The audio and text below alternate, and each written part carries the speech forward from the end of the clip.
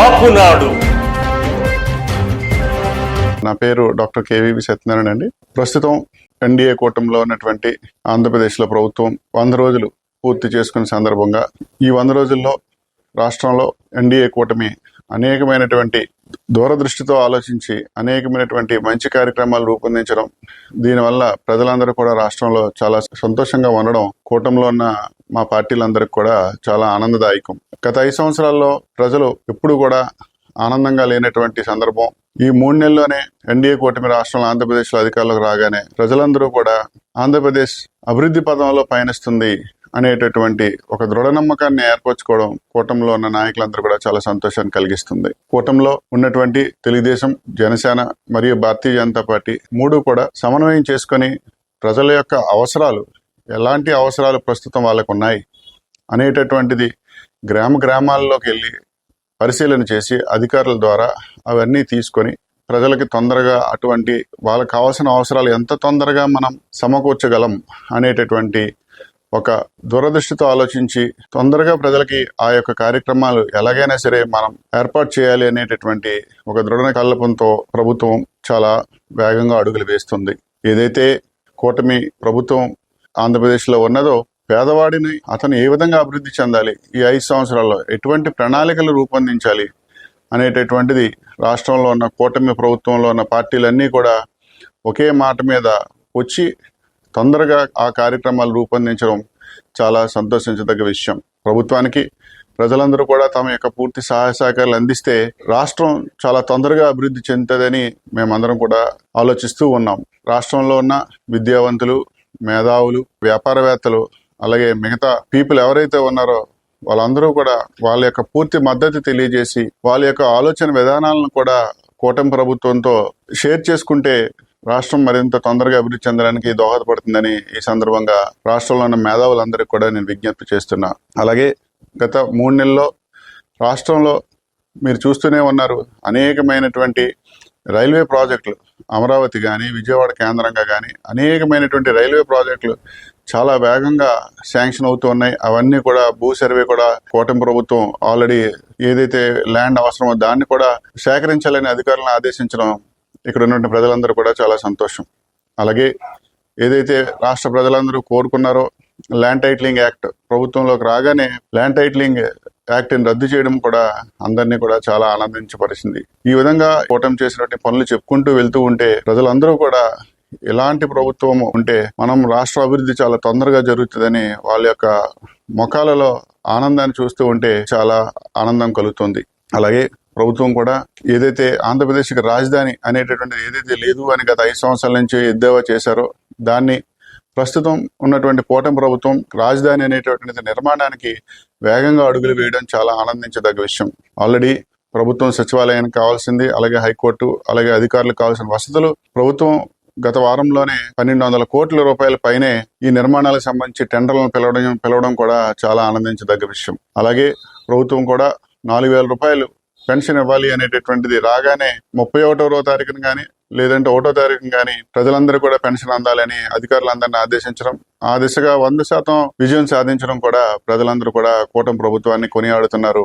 ఇది కూడా కూటమి యొక్క ఒక విధమైనటువంటి అభివృద్ధి లేదా మంచి పనులలో ఇది ఒకటి అనేటటువంటి చెప్పుకోవడంలో ఎటువంటి సందేహం లేదు. అలాగే ప్రభుత్వం కూడా విద్యా సంస్కరణలు చాలా తొందరగా తీసుకొస్తుంది. ఎప్పుడైతే విద్యా సంస్కరణలు తీసుకొస్తే రాష్ట్రంలో విద్యా అభివృద్ధి బాగా జరిగితే ఆటోమేటిక్ గా రాష్ట్రం అభివృద్ధి చెందుతుందనే ఒక దృఢ సంకల్పంతో already school education almost all ఏవైతే ప్రణాళికలు ప్రభుత్వం రూపొందించిందో అటువంటి ప్రణాళికలన్నింటినీ కూడా అమలుపరచడానికి అధికారులకు ఇవ్వాల్సినటువంటి సూచనలు ఇవ్వడం జరుగుతుంది. అలాగే విశ్వవిద్యాలయాలను కూడా చాలా మటుకు 2007వ సంవత్సరం నుంచి ఇప్పుడు దాకా ఎటువంటి ప్రొఫెసర్లు కానీ, అసిస్టెంట్ ప్రొఫెసర్లు కానీ, అసోసియేట్ ప్రొఫెసర్లు కానీ ఎటువంటి రిక్రూట్మెంట్ చేయకపోవడం వల్ల విశ్వవిద్యాలయాల్లో 1800 పైన పోస్టులు ఖాళీగా ఉండడం అనేటటువంటిది ఒక విధంగా విశ్వవిద్యాలయాలు నడవట్లేదే అని మనం చెప్పాలి. ఎందుకంటే రాష్ట్రంలో ఉన్న విశ్వవిద్యాలయాలు 1800 పోస్టులు ఖాళీ ఉన్నాయంటే 2007 నుంచి రిటైర్ అయిన పోస్టులు ఏవి ఫిల్ చేయకపోవడం వల్లనే ఈ రోజు హైయర్ ఎడ్యుకేషన్ ఏ మాత్రం క్వాలిటీ లేకుండా ఆంధ్రప్రదేశ్ లో ప్రభుత్వ విశ్వవిద్యాలయాల్లో నడుస్తుంది అనేది మనం ఒప్పుకోవాల్సిందే.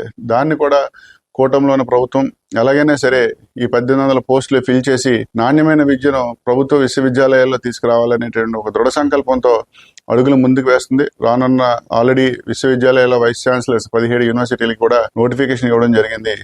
ఆ దిశగా ప్రభుత్వం మంచి అడుగులు వేస్తుందని ఈ సందర్భంగా ప్రజలందరూ కూడా చాలా సంతోషంగా ఉన్నారని తెలియజేయడానికి మేము చాలా సంతోషిస్తున్నాం. గ్రామీణాభివృద్ధికి వచ్చేటప్పటికి ఇంతకు ముందు ప్రభుత్వంలో పంచాయతీ సర్పంచ్ ఉన్నా, పంచాయతీ కమిటీ సభ్యులున్నా వాళ్ళకి ఎటువంటి అధికారము కానీ వాళ్ళకి ఎటువంటి ఇన్ఫర్మేషన్ కానీ ఉండేది కాదు. కానీ ప్రస్తుతం కూటమి వచ్చిన ప్రభుత్వం ఏర్పడిన తర్వాత పంచాయతీలో ఉన్న ప్రజల ద్వారా ఎన్నుకోబడిన పంచాయతీ సర్పంచులకి పూర్తిగా అధికారాలు ఇవ్వడం వల్ల ఈ రోజు విలేజ్లన్నీ కూడా పూర్వస్థితికి వచ్చి అభివృద్ధి దిశలో పయనించడం వల్ల విలేజ్లు ఎప్పుడైతే అభివృద్ధి చెందుతున్నాయో ఆటోమేటిక్ గా రాష్ట్రం అభివృద్ధి చెందుతుంది.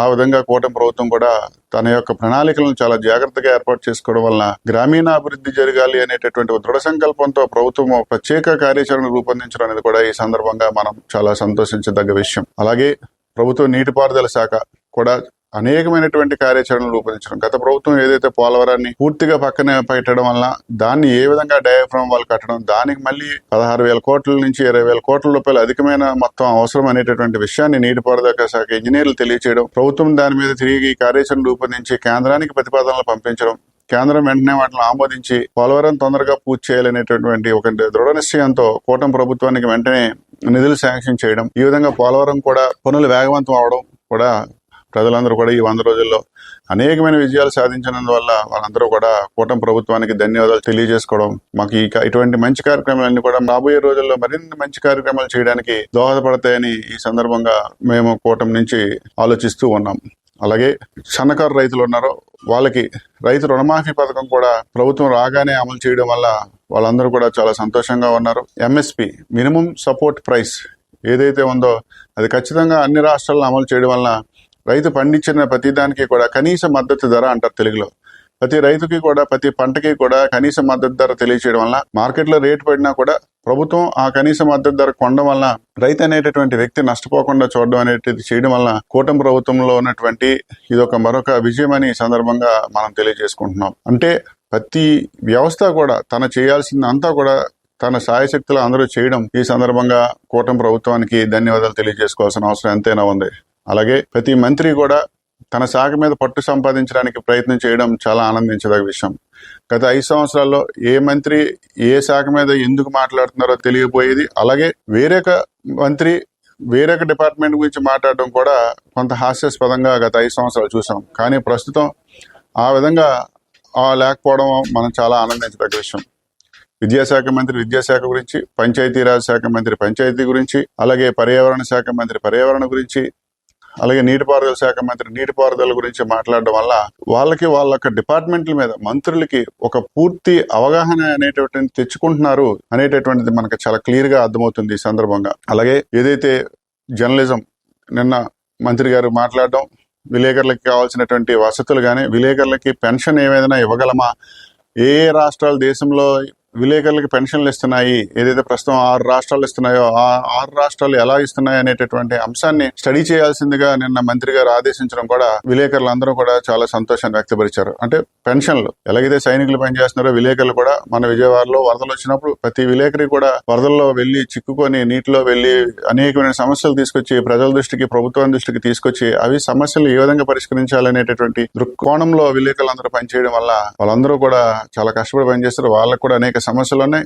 వాళ్ళకు కూడా మిగతా వాళ్ళకి పెన్షన్ సిస్టమ్ కొన్ని రాష్ట్రాలు తీసుకొచ్చి ఆ విధంగా ఆంధ్రప్రదేశ్ లో తీసుకొని వస్తే బాగుంటుందని ప్రభుత్వం దృష్టికి తేవడం, వెంటనే కూటమి ఉన్న ప్రభుత్వం దాని గురించి ఆలోచిస్తామని తెలియచేయడం, మిగతా రాష్ట్రాలు ఏ విధంగా అమలు అవుతుందో దాని మీద ఒక కమిటీని వేసి తదుపరి నిర్ణయం తీసుకుంటామని చెప్పడం కూడా చాలా సంతోషించదగ్గ విషయం అని మనం మీ అందరికీ తెలియజేసుకుంటున్నాం. విజయవాడ కేంద్రంగా ఆంధ్రప్రదేశ్ లోని ప్రతి పార్లమెంట్ పరిధిలో కాపునాడు ఫౌండేషన్ ఆధ్వర్యంలో విద్యార్థులకు వేరువేరుగా కీర్తిశేషులు మిరియాల వెంకట్రావు స్మారక విద్యాగృహాలు అంటే కాపు విద్యాభవన్ల ఏర్పాటు జరగనుంది. 5వ తరగతిలో ఆర్థిక ఇబ్బందుల వల్ల చదువు ఆపేసిన పేద కాపు కుటుంబంలోని బాలబాలికలను గుర్తించి కాపు విద్యాభవన్లో చేర్పించి వారిని ఉన్నత విద్యావంతులుగా తీర్చిదిద్దే బృహత్ సంకల్పంతో కాపునాడు ఫౌండేషన్ ఈ విద్యా ఉద్యమాన్ని మొదలుపెట్టింది. మన సామాజిక వర్గ భవిష్యత్ తరాల్ని విద్యార్థులుగా తీర్చిదిద్దేందుకు మీరు ఈ ఉద్యమంలో పాలు పంచుకోండి. కాపు విద్యాభవన్ ని సందర్శించి తగిన సూచనలు సలహాలను తెలియచేయండి. యావత్ కాపు సమాజానికి కాపునాడు ఫౌండేషన్ తరఫున ఇదే మా ఆహ్వానం. సమాచారం సహకారం అన్న నినాదంతో కాపు సమాజ అభివృద్ధిలో మీరు భాగస్వాములు కండి. కాపునాడులో సభ్యులుగా చేరండి, చేర్పించండి. Please visit www.kapunaduindia.com. Read Kapunadu Monthly Magazine.